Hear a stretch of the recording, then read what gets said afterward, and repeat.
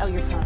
And now, please welcome to the stage Amos Hochstein, White House Deputy Assistant and Senior Advisor to the President for Energy and Investment, for a discussion on energy diplomacy with FP's Andrew Sollinger.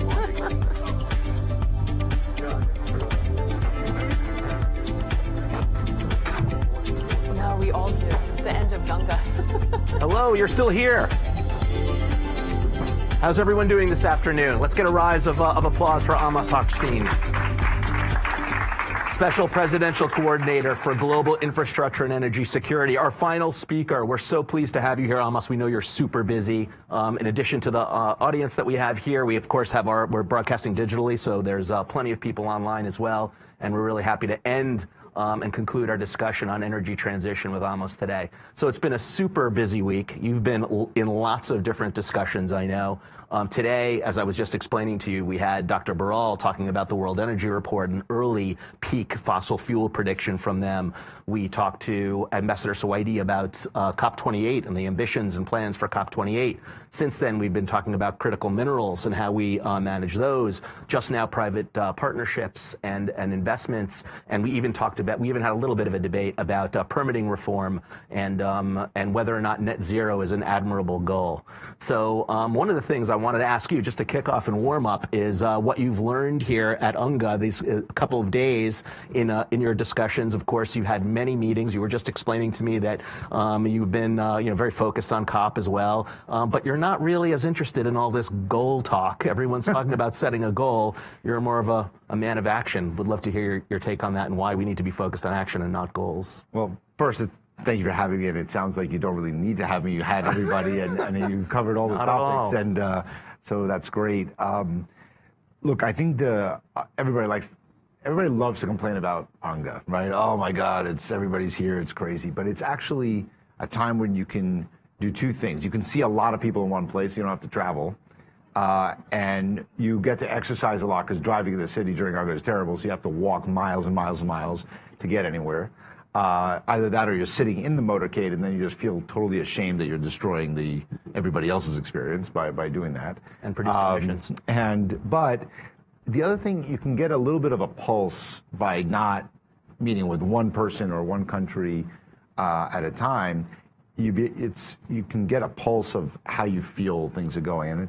And to that's really what you just asked. And I think there's a few takeaways for me that really, I don't know that I was surprised, but things that have really strengthened. And that is, President Biden likes to talk a lot about we're in an inflection. We're at a place of inflection right now. The world's in a place of inflection. A lot of changes and how we go from here, really we're in multiple areas. That inflection will decide how that goes will be so determinative for the next several generations. So the war, obviously the war in Ukraine, always the war of aggression that Russia has imposed on us is shadows a little bit. And really that has been a subject of conversation. At the same time, climate has been something that is clearly Climate Week here, and UNGA bringing people together to talk about what is doable, what the danger is, and the fact that we have to focus on it. And I find that what President Biden has set out to do as president we're really seeing those results. If you look at what happened at the G20, President Xi didn't decide not to come. President Putin, for obvious reasons, wasn't there.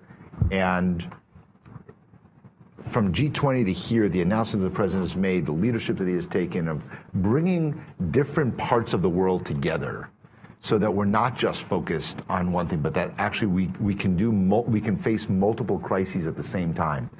From climate and Ukraine to also what are we doing in making sure that the energy transition is just, that the infrastructure gap is narrowed, that we are able to focus on low and middle income countries, that we can focus our efforts differently to invest, not just assist, in corridors from Central Asia to Africa. The new thing that we just announced, a corridor from connecting South and Southeast Asia with Europe through the Middle East.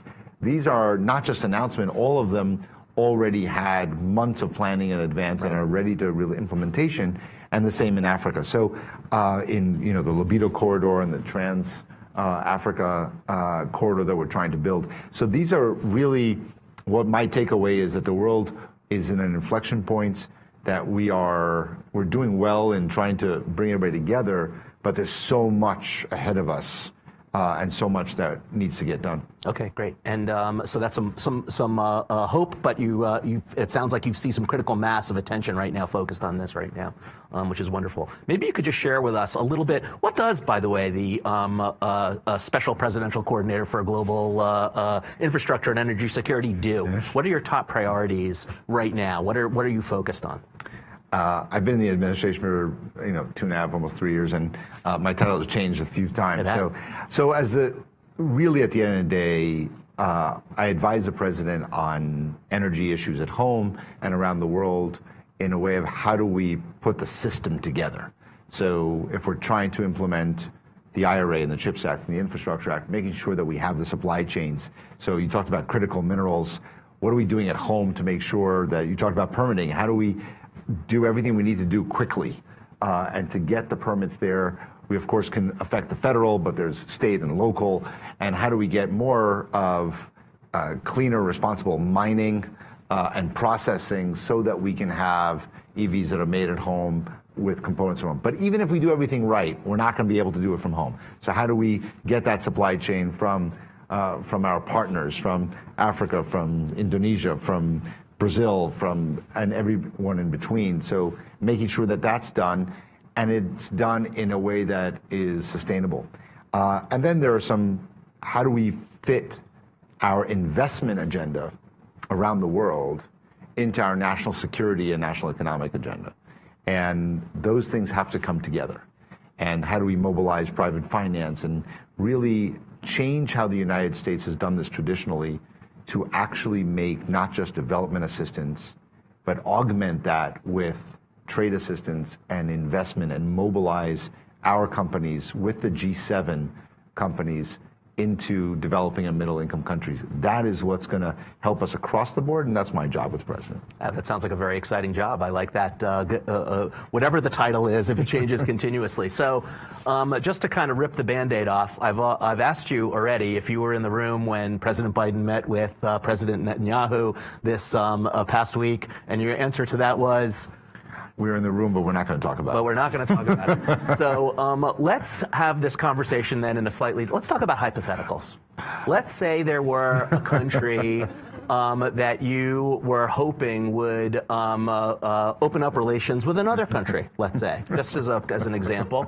And that country wanted a form of energy that is sometimes hotly debated around the world for its own development and its own renewable resources, and that would be nuclear energy. And it's a controversial topic in a lot of different circles. What would be kind of like your take, for example? First of all, your views on nuclear energy, nuclear power. It can be divisive, and in some countries it's verboten. There's been horrible, obviously examples and reasons for that. What's your take on nuclear energy as a source for renewables? So I'll leave the hypothetical because I think we don't have to touch the hypothetical. Look, the president went to Saudi Arabia and Israel last July. He has openly said yesterday at the meeting that if there's a way to achieve a normalization between Israel and Saudi Arabia, that is a priority and a goal for the United States. We're a long way from that. We're having those conversations. We'll see where it takes us. But let's discuss the nuclear. My view, and I think the administration is taking this view, that I know that there are strong feelings about this and that are merited, that have are anchored in a lot of merit. However, it's hard for me to imagine us getting to the net zero goals and to have a cleaner world without nuclear. So I know people like talking codes. I'm going to be as simple. I believe that not only should we support nuclear, we should be out there and trying to make it happen. I fully support that. And that means that we should do it responsibly, but we should help finance it. We should help the R&D side on getting SMRs, Generation 3, ready to be deployed. Generation 4, that's not quite ready to be deployed, but we should invest in it. and we should be the leader on the science side, because that's what we do. We innovate and we invest in R&D in order to get that innovation to market. So I think it's a source of clean energy that is important. And I would say I don't know how you do it without it. The math doesn't add up. I mean, it's not tomorrow, but we can get to net zero much faster and beyond with more nuclear energy. I mean, well, we are using American government dollars and efforts for an SMR in Romania, in a whole host of countries that we are supportive of getting to the ability to develop nuclear power. Since we're not talking hypotheticals, the founding of Aramco was really a joint venture between the Standard Oil of the U.S. and the Arabian Oil. It's called the Arabian American Oil Company. It was founded in that way in the 30s, and since now it's fully Saudi, of course. Is that a model for any country that we might joint venture with to create a nuclear energy infrastructure? I would not go on. I would not use models. I think that we are in 2023, and we should use what the data that we have today and what we're trying to achieve, and make sure that we can do it safely, securely. But as far as this is not just about Saudi Arabia. Sure. This is globally. I just believe that we should do more to support the growth in the nuclear power industry, civilian nuclear power industry. Excellent. Let's move to, you mentioned the Ukraine-Russia war and just generally oil prices now. I mentioned to you that we had Dr. Birol here from the IEA talking about the new World Energy Report. First of all, just kind of curious what your take is on that. Peak oil, 2030, do you think that's eye-roll worthy or genuine? Who knows? Obviously, it's hard to make those predictions. He says he has all the data. I'm sure he does. He's a very good economist. He was the chief economist of the IEA before. He became the head of the organization. We fully support Dr. Birol. I think it doesn't. We should work with our goals of where we're trying to take the world and how do we implement that.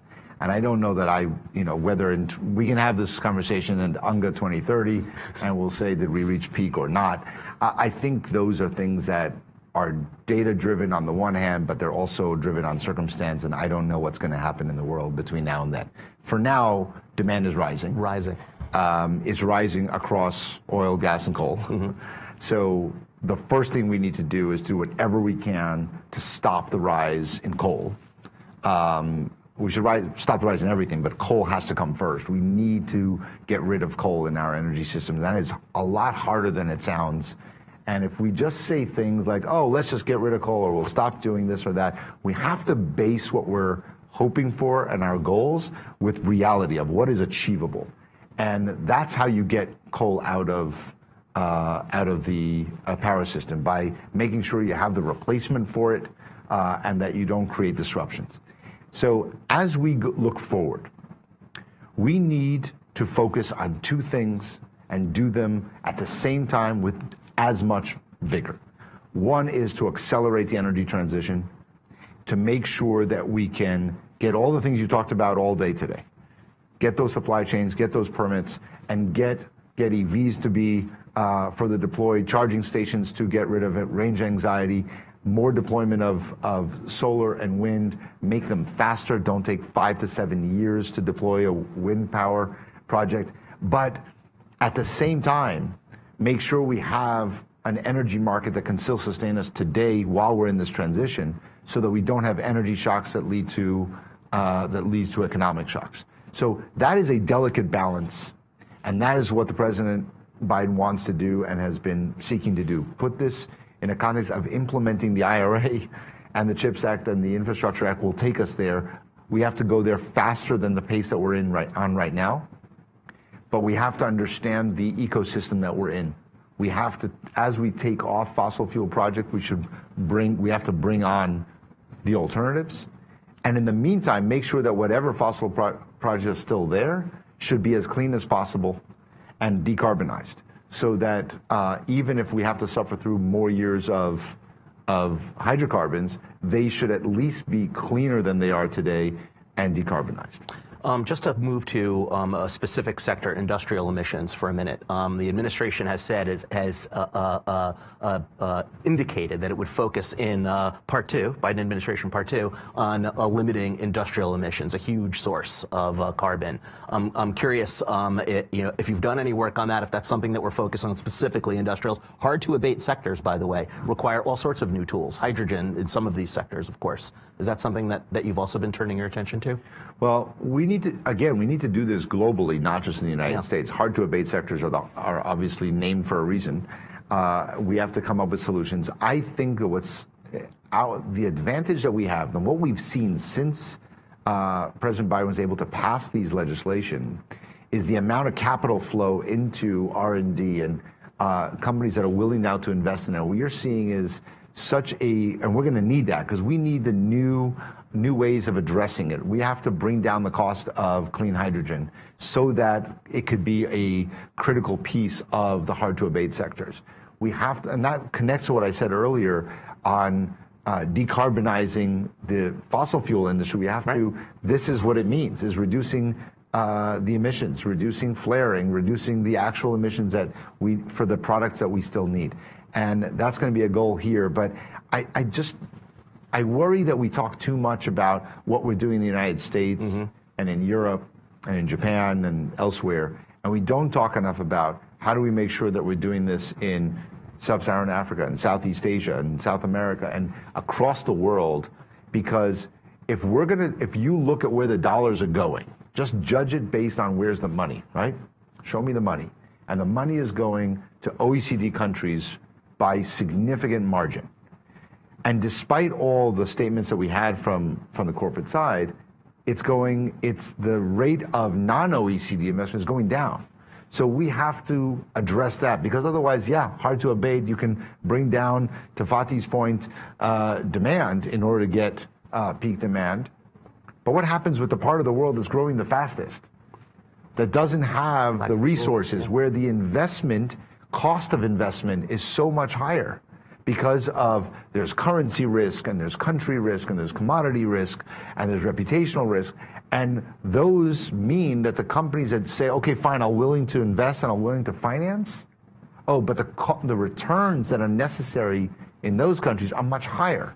So if I want to get to lower emissions globally, we need to bring the rest of the world with us. And I think that's something that we are going to focus on, increasingly focus more and more on. We're out of time right now. Maybe you could give us an example of a focus on that global south, on the LMIX, and some of that development that we can look forward to, that we could watch for perhaps in the coming year. We at the G7 last year, when we launched the Partnership for Global Infrastructure and Investment (PGI) together with the G7. This year at the G7, the president announced something called the Libido Corridor and Trans-African Rail. And that is building rail that will go from the port of Libido in Angola all the way through to DRC and Zambia, and eventually to the East Coast. And bringing with that infrastructure, comes all the other investments that we want to incentivize. We've already done over $1 billion of renewable energy projects in that region. We are set to announce another $1 billion there, and these are not assistance projects. These are investments. These are finance, debt, equity that we are doing there, so that we can deploy more. What happens once you do the first 1 or 2 or 3 projects, you can replicate them. Then it's the rinse repeat. Now you have the model of how to do it. You're creating a supply chain internally.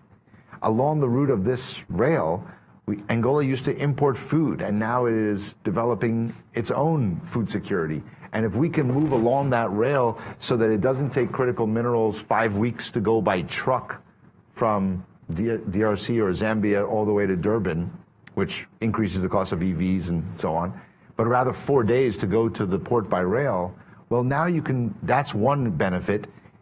And food security, if I can bring the agriculture sector in, and they say, wait a minute, what do you want me to do with food that I'm going to do agribusiness in landlocked countries that take 5 weeks? I don't have refrigerated trucks that are going to go across Africa. But if I have a rail that's doing it, so suddenly the rail is not just about the critical mineral, it's about lifting communities, creating a whole corridor of investment that is cleaner, more sustainable, that and lifts the communities that are around it, instead of just coming in and repeating the resource curse of the 20th century and repeating it into the 21st century of the clean energy. We're already on the road to repeating several of the mistakes of the 20th century oil and gas world by having a limited number of countries that we're all beholden to. And if we now have that where China has 60% of the investment in the mining and processing, I have no objection to China being a clean energy country and being involved in the market. But we need a diversified market that operates like a market, and so that we have access to the inputs for electric vehicles equally around the world. These are the kinds of investments that we are doing now that we've never done before. And so I'm really excited about what we're doing. The president has announced some of this very publicly, so a lot of pressure on me to deliver, because he's a man who expects all right, so we won't implementation. We won't wait until UNGA 2030 to ask you about those, and if those have been delivered on. We're action oriented as discussed, not necessarily looking at future goals. But we're out of time right now. But I really want to appreciate you ending on that high note. That is that we had our food discussion yesterday, in fact. So that was it's very timely to talk about that. And we had Agnes Kalabata of AGRA in here talking about that exact issue and the inability to move product in Africa. So it's great to hear we're making strides in that way. We have to mitigate the risks and open the corridors so that the private capital comes in. That's our job. That's the World Bank's job. That's the MDB's. That's what we need to do. I'm very optimistic about what we can achieve going forward. Thank you. Ending on a note of optimism. Amos Hochstein, everyone. Thank you so much for coming in. Really appreciate your time.